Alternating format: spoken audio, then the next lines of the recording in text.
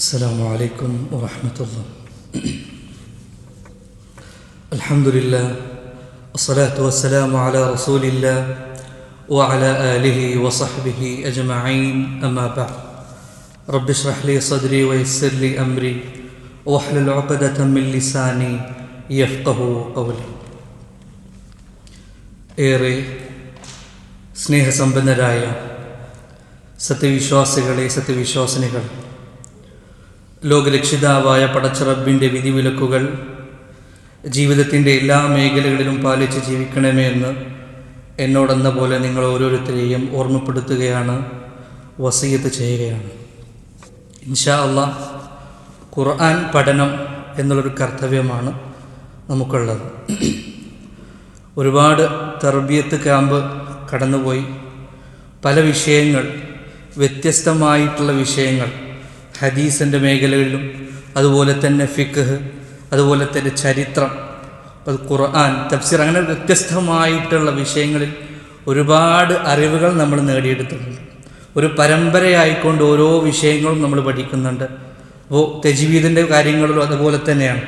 First തുടക്കം മുതൽ ഓരോ കാര്യങ്ങൾ 1 by ആയിട്ട് നമ്മൾ എന്ത് ചെയ്യുന്നുണ്ട്, പഠിക്കുന്നുണ്ട്. ഇൻഷാ അല്ലാഹ് നമുക്കൊക്കെ അറിയുന്ന വളരെ സിമ്പിളായിട്ടുള്ളൊരു വിഷയമാണ് ഇൻഷാ അല്ലാഹ് ഇന്ന് നമ്മൾ പഠിക്കുന്നത്. അഹ്കാമു മീമു വന്നൂനു മുശദ്ദത്തെ. നമുക്കൊക്കെ അറിയാം ഷദ് അല്ലേ, അറബി അക്ഷരങ്ങൾക്ക്. ഇപ്പോൾ നമുക്ക് ഫതഹ നമുക്കറിയാം, കസ്ർ, അതുപോലെ തന്നെ ദമ്മ്, ഈ ഹർക്കത്തുകളൊക്കെ നമ്മൾ പഠിച്ചിട്ടുണ്ട്. ഇവ അക്ഷരങ്ങളോടൊപ്പം വരുമ്പോൾ ആ അക്ഷരങ്ങൾ എങ്ങനെ ഉച്ചരിക്കണം എന്നൊക്കെ നമ്മൾ എന്ത് ചെയ്യുന്നുണ്ട്, ചെറിയ ക്ലാസ്സുകളിൽ മുതൽ നമ്മൾ പഠിക്കുന്നുണ്ട്. അതുപോലെ എന്താണ് ശദ്ദ, അത് എങ്ങനെയാണ് നമ്മൾ ഉച്ചരിക്കേണ്ടത്, അത് നൂൻ എന്ന് പറയുന്ന അക്ഷരത്തിന് വരുമ്പോൾ, മീം എന്ന് പറയുന്ന അക്ഷരത്തിന് വരുമ്പോൾ എങ്ങനെ നമ്മൾ പരിശുദ്ധ ഖുർആൻ്റെ പാരായണത്തിൽ അതിന് മാറ്റം വരുന്നു, എങ്ങനെ നമ്മളത് ഉപയോഗിക്കണം, എങ്ങനെ അത് ഉച്ചരിക്കണം എന്നുള്ളതാണ് ഇൻഷാ അല്ലാഹ് ഇന്നത്തെ ക്ലാസ്സിലൂടെ നമ്മൾ പഠിക്കുന്നത്. അപ്പോൾ ആദ്യമായിട്ട് നമ്മൾ മനസ്സിലാക്കേണ്ടത് എന്താണ് ഷദ്. ഷദ്ദ എന്ന് പറഞ്ഞാൽ എന്താണ് എന്ന് നമ്മൾ മനസ്സിലാക്കണം അല്ലേ. സ്ക്രീനിൽ കാണുന്നുണ്ടാവും വിചാരിക്കുന്നു. ഇൻഷാ അല്ലാഹ് എന്താണ് ഷദ്ദ? ഉച്ചാരണത്തിൽ സുക്കൂനുള്ളതും ഹർക്കത്തുള്ളതുമായ 2 അക്ഷരങ്ങൾ ചേർത്ത് ഇരട്ടിപ്പിക്കുമ്പോൾ അത് ഷദ്ദയുള്ള അക്ഷരമായി മാറുന്നു. എന്ന് വെച്ചാൽ നിങ്ങൾക്ക് അവിടെ സ്ക്രീനിൽ കാണുന്നുണ്ടായിരിക്കും. അവിടെ ഉദാഹരണം എന്ന് കൊടുത്തതിൽ കാണുന്നുണ്ട്, ഒരു സുക്കൂനുള്ള അക്ഷരവും ഒരു ഹർക്കത്തുള്ള അക്ഷരവും, ഇവ രണ്ടും കൂടിച്ചേരുമ്പോഴാണ് എന്ത് ചെയ്യുന്നത്, അവിടെ ശദ്ദ ഉണ്ടാകുന്നത്. അവിടെ ഇൻ എന്ന് കൊടുത്ത് പ്ലസ് കൊടുത്തിട്ട് ഒരു ന എന്ന് എഴുതിയിട്ടുണ്ട് അല്ലേ. അതിൽ ഫസ്റ്റത്തെ നൂനിന് സുക്കൂനാണ്, രണ്ടാമത്തെ നൂന് എന്താണ്, ഫതഹയുമാണുള്ളത്. അപ്പോൾ ഒരു സുക്കൂനുള്ള അക്ഷരവും ഒരു ഹർക്കത്തുള്ള അക്ഷരവും കൂടിച്ചേരുമ്പോൾ അവിടെ എന്തുണ്ടാകുന്നു, അത് ഒരു ശദ്ദയുള്ള അക്ഷരമായി മാറുന്നു.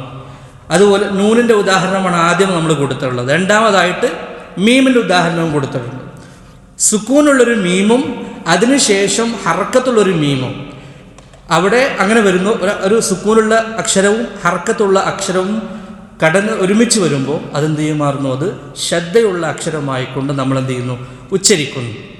അത് നൂനിൻ്റെയും മീമിൻ്റെയും മാത്രം വിഷയമല്ല. ശദ്ദ ഏതക്ഷരമായാലും, നൂനാകട്ടെ, മീമാകട്ടെ, മറ്റ് അക്ഷരങ്ങളാകട്ടെ, അത് ഒന്നിന് സുക്കൂനും രണ്ടാമത്തിന് ഹർക്കത്തുമാണെങ്കിൽ എന്ത് ചെയ്യും, അത് ശ്രദ്ധ കൊടുത്തുകൊണ്ട് അത് അങ്ങനെയാണ് എന്ത് ചെയ്യുന്നത്, ആ ശ്രദ്ധയുള്ള അക്ഷരം ഉണ്ടാകുന്നത്. അപ്പോൾ ഉദാഹരണം ത എന്നുള്ള അക്ഷരം, ബ എന്നുള്ള അക്ഷരം, ശ്രദ്ധയോടുകൂടി നമ്മൾ ഉച്ചരിക്കുന്ന അക്ഷരങ്ങൾ അതെന്താണ്, ഒരു സുക്കൂനുള്ള ബായും ഒരു ഹർക്കത്തുള്ള ബായും, അതുപോലെ തന്നെ ഒരു സുക്കൂനുള്ള തായും ഒരു ഹർക്കത്തുള്ള തായും കൂടി ചേർന്നതാണ് അതിന് ശ്രദ്ധ വരുന്നത് എന്ന് നമ്മൾ മനസ്സിലാക്കണം. അപ്പോൾ അതാണ് ശ്രദ്ധ.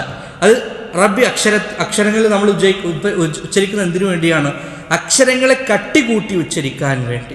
ഇപ്പം നമ്മൾ ഫതഹയും കസ്റയും ദമ്മയും ഒക്കെ എന്താണ്, ആ അക്ഷരത്തിൻ്റെ ഉച്ചാരണ രീതി അല്ലേ, ആ ഈ ഉ എന്ന അവസ്ഥകളിൽ അക്ഷരങ്ങളെ ഉച്ചരിക്കുവാൻ വേണ്ടിയാണ് ഫതഹ, കസ്റ, ദമ്മ നമ്മൾ ഉപയോഗിക്കുന്നത്. എന്നാൽ ശ്രദ്ധയോ അതിനെ കട്ടികൂട്ടി ഉച്ചരിക്കാൻ വേണ്ടി അല്ലേ, ബ, ത, സ, മ എന്ന് കട്ടികൂട്ടി ഉച്ചരിക്കാൻ വേണ്ടിയാണ് ശ്രദ്ധ നമ്മൾ ഉപയോഗിക്കുന്നത് എന്നുള്ളതാണ്. ഇനി ഈ ശ്രദ്ധയുള്ള നൂനിൻ്റെയും മീമിൻ്റെയും വിഷയമാണ് നമ്മൾ പഠിക്കുന്നത്. ഷദ്ദുള്ള മീം എന്ത് ചെയ്യാം? നൂനാകട്ടെ പദത്തിൻ്റെ മധ്യത്തിൽ വരാം. ഇപ്പോൾ ഖുർആനൊക്കെ നമ്മൾ ഓതുന്ന സമയത്ത് നൂനുള്ള ഷദ്ദുള്ള നൂനും മീമൊക്കെ എന്ത് ചെയ്യാം? പദത്തിൻ്റെ ആരംഭത്തിൽ വരാം, മധ്യത്തിൽ വരാം, അവസാനത്തിലും ഉണ്ടാകാം. ഇത് എങ്ങനെയാണ്? അതുപോലെ തന്നെ ഹർഫായിട്ടും വരാം, ഫിഅലായിട്ടും വരാം, ഇസ്മായിട്ടും വരാം. ഇതിലൊക്കെ എന്തുണ്ടാവും? ഷദ്ദുള്ള നൂനുണ്ടാകും, ഷദ്ദുള്ള മീമും ഉണ്ടാകും. ഇങ്ങനെയുള്ള സാഹചര്യങ്ങളിൽ നമ്മൾ എങ്ങനെയാണ് ശ്രദ്ധയുള്ള നൂനിനെയും മീമിനെയും ഉച്ചരിക്കേണ്ടത് എന്ന് വെച്ചാൽ, എങ്ങനെയാണ് നമ്മുടെ പാരായണത്തിൽ, പരിശുദ്ധ ഖുർആനിൻ്റെ പാരായണത്തിൽ എങ്ങനെയാണ് ശ്രദ്ധയുള്ള മീമും നൂനും നമ്മൾ ഉച്ചരിക്കേണ്ടത്? നമുക്കൊക്കെ അറിയാം അല്ലേ? എന്താണ് ചെയ്യേണ്ടത്? നൂനും മീമിനും ശ്രദ്ധ വന്നാൽ നമ്മൾ എന്താ ചെയ്യേണ്ടത്? പറഞ്ഞോളൂ. ഒന്ന ചെയ്യണം അല്ലേ? അതാണ് നിയമം എന്ന് പറയുന്നത്. പരിശുദ്ധ ഖുർആനിൽ നൂനിനോ മീമിനോ എവിടെ ശ്രദ്ധ വന്നാലും, അതിന് പദത്തിൻ്റെ ആരംഭത്തിലാകട്ടെ, മധ്യത്തിലാകട്ടെ, അവസാനത്തിലാകട്ടെ, ആയത്തിൻ്റെ തുടക്കത്തിലാകട്ടെ, ആയത്തിൻ്റെ മധ്യത്തിലാകട്ടെ, അവസാനത്തിലാകട്ടെ, നൂനും മീമിനും ശ്രദ്ധ വന്നു കഴിഞ്ഞാൽ നമ്മൾ അവിടെ എന്ത് ചെയ്യും? ഗുന്ന ചെയ്യും. എന്താണ് ഗുന്ന എന്ന് പറയുന്നത്? മണിക്കുക അല്ലേ?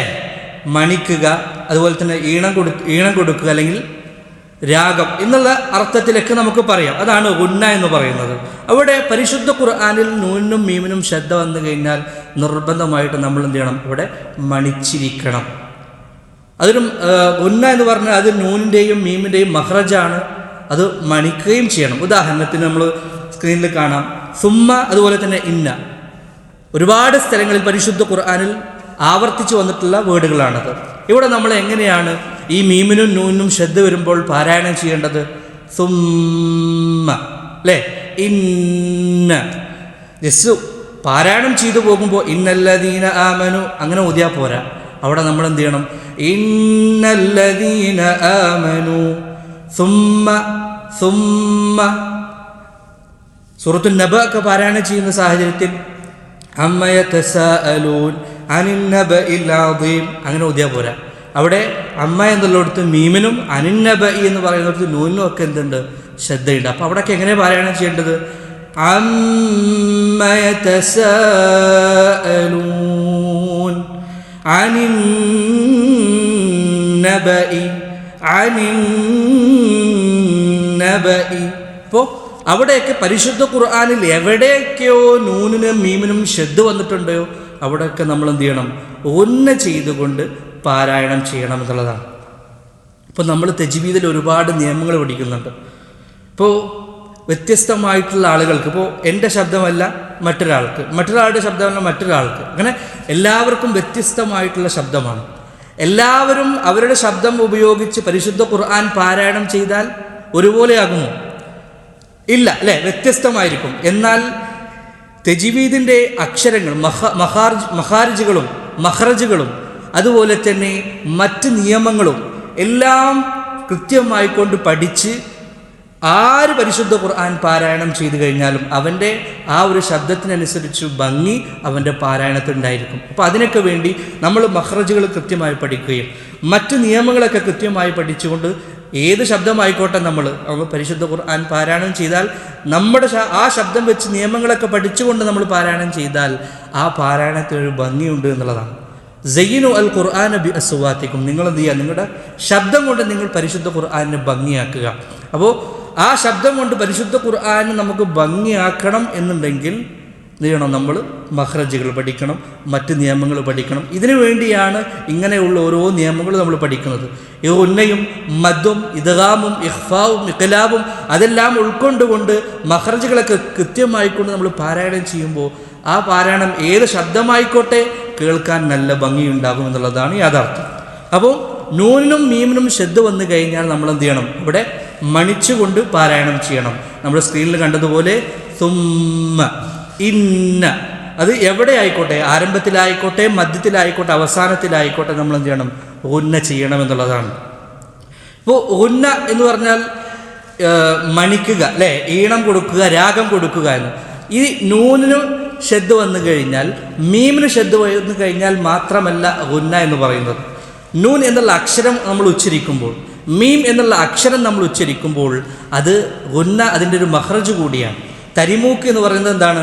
നൂനിൻ്റെയും മീമിൻ്റെയും ഒരു മഖ്റജ് കൂടിയാണ്. എന്ന് പറയുന്നൊരു ശബ്ദം, അതെന്താണ്? നൂനിൻ്റെയും മീമിൻ്റെയും മഖ്റജ് കൂടിയാണ്, അതൊരു ഗുന്ന കൂടിയാണ്. ഇപ്പോൾ നമ്മൾ ആ അക്ഷരം ഉപയോഗിക്കുമ്പോഴെന്നുണ്ട് അതിലൊരു നേരിയ തോതിൽ ഗുന്ന നമ്മൾ ചെയ്യുന്നുണ്ട് എന്നുള്ളതാണ്. ഇപ്പോൾ ഇദ്ഗാം ബിഗുന്ന നമ്മൾ പഠിച്ചിട്ടുണ്ട് അല്ലേ? 4 അക്ഷരങ്ങളാണ്. നമ്മൾ മുമ്പുള്ള ക്ലാസ്സുകളിൽ നമ്മൾ പഠിച്ചിട്ടുണ്ട്. 4 അക്ഷരങ്ങളാണ് ഇദ്ഗാം ബിഗുന്നക്ക്. ഏതൊക്കെയാണെന്ന് പറഞ്ഞാട്ടെ, പറഞ്ഞോളൂ, നിങ്ങൾ പഠിച്ചതാണ്. നൂന്, വാവ്, മീമ്, യാ അല്ലേ? ഈ 4 അക്ഷരങ്ങളും ഇദ്ഗാം ബിഗുന്നയുടെ അക്ഷരങ്ങളായിട്ട് നമ്മൾ പഠിച്ചതാണ്. ഇതിൽ 4 അക്ഷരങ്ങളെ 2ആയിട്ട് തരംതിരിക്കാം. ഒന്ന് ഇദ്ഗാം കാമിൽ, ഒന്ന് മറ്റെന്താണ് ഇദ്ഗാം നാഖിസ്. അതിൻ്റെ അർത്ഥം പോലെ തന്നെ വേർഡ് കാമിലാണ്, ഒന്നെന്താണ് പരിപൂർണമായിട്ടുള്ള ഇദ്ഗാമാണ്, അതിലെന്തായിരിക്കും ഉന്നത്ത് കൂടുതലായിരിക്കും. മറ്റേതെന്താണ് നാഖിസാണ്, അല്പം കുറഞ്ഞതാണ്, അതിൽ ഉന്നത്ത് കുറവായിരിക്കും. നിങ്ങൾ കാണുന്നുണ്ടായിരിക്കും ഉന്നത്തയുടെ മർത്തബകൾ. ഇപ്പോൾ ഏറ്റവും കൂടുതൽ ഉന്നത്ത് ഉണ്ടാകുന്നത് എന്താണ്? നൂനിനെയും മീമിനെയും ഇദ്ഗാം ചെയ്തുകൊണ്ട് ഉന്ന ചെയ്തുകൊണ്ട് പാരായണം ചെയ്യുമ്പോൾ അവിടെ എന്ത് ചെയ്യും? ഉന്ന കൂടുതലായിരിക്കും, അവിടെ അതിൻ്റെ മർത്തബ കൂടുതലായിരിക്കും. കാരണം എന്താ? നമ്മൾ പഠിച്ചു നൂനിൻ്റെയും മീമിൻ്റെയും മഖ്റജ് ആണെന്ത്? ഉന്ന, തരിമൂക്ക് എന്ന് പറയുന്നത് അല്ലേ? അതുപോലെ തന്നെ യാ, അതുപോലെ തന്നെ വാവുമ്പോൾ അതിൻ്റെ ഉന്നത്തിൻ്റെ മർത്തബ എന്ത് ചെയ്യും? അല്പം കുറയും. അതുപോലെ തന്നെ ഇഖ്ഫാ, ഇഖ്ലാബ്, അതുപോലെ തന്നെ സുക്കൂൻ ഉള്ള അക്ഷരത്തിൽ നമ്മൾ നിർത്തുമ്പോൾ, ഇൽഹാർ ചെയ്തുകൊണ്ട് നിർത്തുമ്പോൾ അവിടെ നമ്മൾ നൂനാണല്ലോ ഉച്ചരിക്കുന്നത്. അപ്പോൾ അവിടെയും എന്ത് ചെയ്യും? അവിടെയൊക്കെ നമ്മൾ ഉന്ന അതിൻ്റെ ശബ്ദം വരുന്നുണ്ട്, പക്ഷെ എന്താണ്? നേരിയ രൂപത്തിലാണ് എന്ന് മാത്രം. അപ്പോൾ നൂനിനും മീമിനും ശ്രദ്ധ വരുന്ന സാഹചര്യത്തിൽ എന്ത് ചെയ്യും? അത് കാമിലായിട്ട്, അത് പരിപൂർണമായിട്ടുള്ള ഉന്നയായിരിക്കും എന്നുള്ളതാണ്. അപ്പോൾ പരിശുദ്ധ ഖുർആൻ അത് ഏറ്റവും വളരെ സിമ്പിളായിട്ടുള്ള ഒരു വിഷയമാണ്, വളരെ സിമ്പിളാണ്. പരിശുദ്ധ ഖുർആനിൽ നൂനും മീമിനും ശ്രദ്ധ വന്നാൽ നമ്മൾ എന്ത് ചെയ്യുന്നു? ഉന്ന ചെയ്തുകൊണ്ട് പാരായണം ചെയ്യുന്നു. ഉന്ന എന്താ നമുക്കറിയാം അല്ലേ? മണിക്കലാണ്, രാഗം നൽകലാണ്. അതിൻ്റെ മഖ്റജ് എന്ന് പറഞ്ഞാൽ എന്താണ്? തരിമൂക്കാണ്. അതിൻ്റെ ശബ്ദം എന്ന് പറഞ്ഞാൽ എന്താണ്? എന്ന് പറയുന്ന ആ ഒരു ശബ്ദമാണ്. സൂറത്തു നബ അത് നമുക്കൊന്ന് പാരായണം ചെയ്യാം. അതിൻ്റെ ഒരു ആദ്യ ഭാഗങ്ങളിൽ നിന്നുണ്ട് നമുക്കതിൻ്റെ ഉദാഹരണങ്ങൾ കാണാൻ സാധിക്കും. ഖുർആനിലെ ആളുകൾ സൂറത്തു നബ ഒന്ന് എടുക്കുക, നമുക്കൊന്ന് പാരായണം ചെയ്ത് നോക്കാം. നമ്മളിപ്പോൾ പഠിച്ച കാര്യങ്ങൾ അതിലുണ്ട്, മുമ്പ് പഠിച്ച കാര്യങ്ങളും അതിലുണ്ട്. അതെന്ത് ചെയ്യാം? നമുക്കൊന്ന് ഓർത്തുകൊണ്ട് പാരായണം ചെയ്ത് നോക്കാം. ചാർജ് ഓക്കെ അല്ലേ? അത് ഞാനൊന്ന് പാരായണം ചെയ്യാം, എന്നിട്ട് നമുക്ക് ഒരുമിച്ച് പാരായണം ചെയ്യാം. ചാർജ് أعوذ بالله من الشيطان الرجيم بسم الله الرحمن الرحيم عما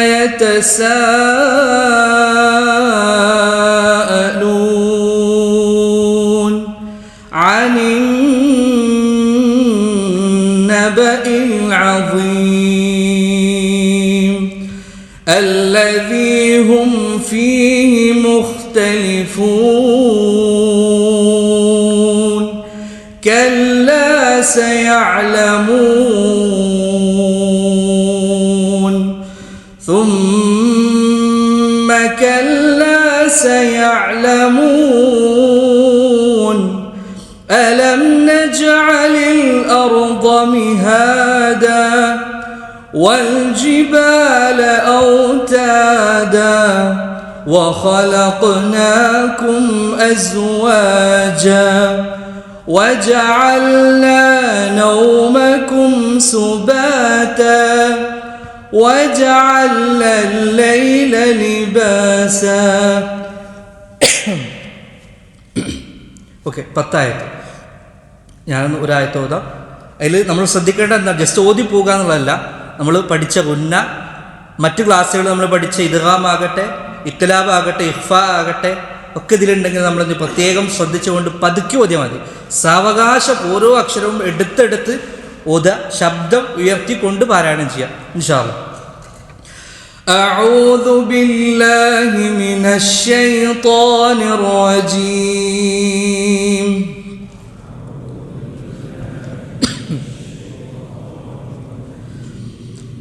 بسم الله الرحمن الرحيم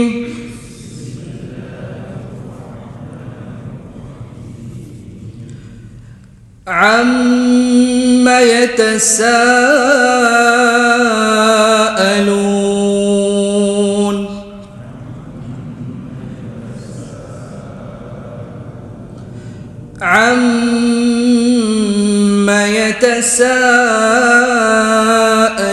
يتساءلون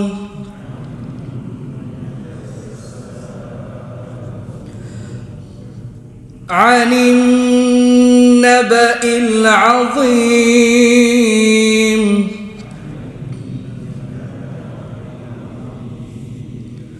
عن النبأ العظيم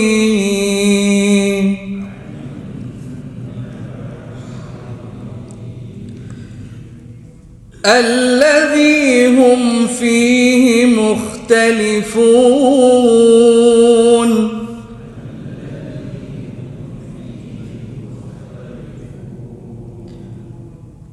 ആദ്യമുണ്ട് ഓതിയ ആയത്തിൽ അമ്മ എന്നുള്ളിടത്ത് അല്ലേ മീമിന് ശബ്ദമുണ്ട്. രണ്ടാമത് ഓതിയ ആയത്ത് അനിന്നബ അല്ലേ അവിടെ നൂനിനും ശബ്ദമുണ്ട്. പിന്നെ ലാസ്റ്റ് മൂന്നാമത് ഓതിയ ആയത്ത് അവിടെ നമ്മൾ ശബ്ദമുള്ള അക്ഷരങ്ങളൊന്നുമില്ല, പക്ഷേ അല്ലദീഹും ഫീഹി മുഖ്തലിഫൂൻ അല്ലേ ലാസ്റ്റുള്ള അക്ഷരത്തിന് നൂനിന് സുക്കൂൻ കൊടുത്തിട്ടാണ് നമ്മൾ നിർത്തുന്നത് അല്ലേ. സുക്കൂൻ കൊടുത്തുകൊണ്ട് നിർത്തുന്നത്. നൂനാണ് അക്ഷരം, അവസാനിക്കുമ്പോൾ മുഖ്തലിഫൂൻ വളരെ നേരിയ രൂപത്തിൽ എന്തുണ്ട് അവിടെ ഗുന്നയുടെ ശബ്ദം ഉണ്ട്. നൂനിൻ്റെ മഖ്റജ് കൂടിയാണത്, അതുകൊണ്ടാണ്. അപ്പോൾ നൂനും മീമിനും ശബ്ദമുള്ളപ്പോൾ മാത്രമല്ല ഗുന്ന നേരിയ രൂപത്തിൽ നൂൻ ഉച്ചരിക്കുമ്പോഴും അതുപോലെ തന്നെ മീം ഉച്ചരിക്കുമ്പോഴും ഒക്കെ എന്താണ് അവിടെ നേരിയ രൂപത്തിൽ എന്തുണ്ട് ഗുന്നയുടെ ശബ്ദം വരുന്നുണ്ട്. الذي هم فيه مختلفون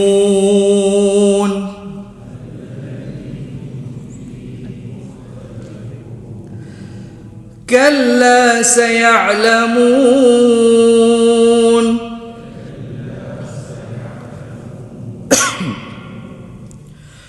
ثم كلا سيعلمون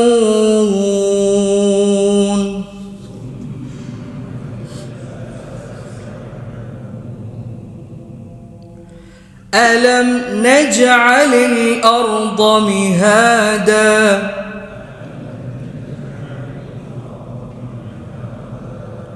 ഇവിടെ അലം അലം അവിടെ മീം അല്ലേ അവിടെയൊക്കെ നിന്ന് വളരെ എന്താ പറയുക നേരിയ രൂപത്തിൽ മർത്തബ കുറഞ്ഞ രൂപത്തിൽ എന്ത് ചെയ്യുന്നുണ്ട് അവിടെ ഗുന്ന വരുന്നുണ്ട്.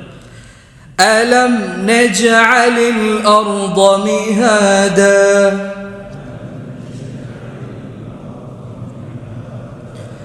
والجبال أوتادا وخلقناكم أزواجا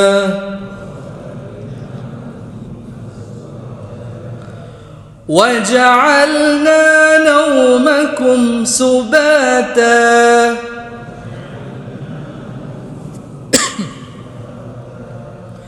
وجعلنا الليل لباسا.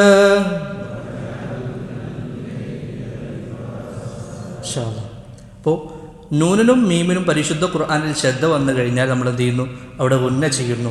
അവിടെ പ്രത്യേകം നൂനും മീമും എടുത്തു പറയാൻ കാരണം എന്താ അവിടെ കാമിലായിട്ടുള്ളൊരു അഥവാ പരിപൂർണമായിട്ടുള്ളൊരു ഗുന്നത്തായിരിക്കും.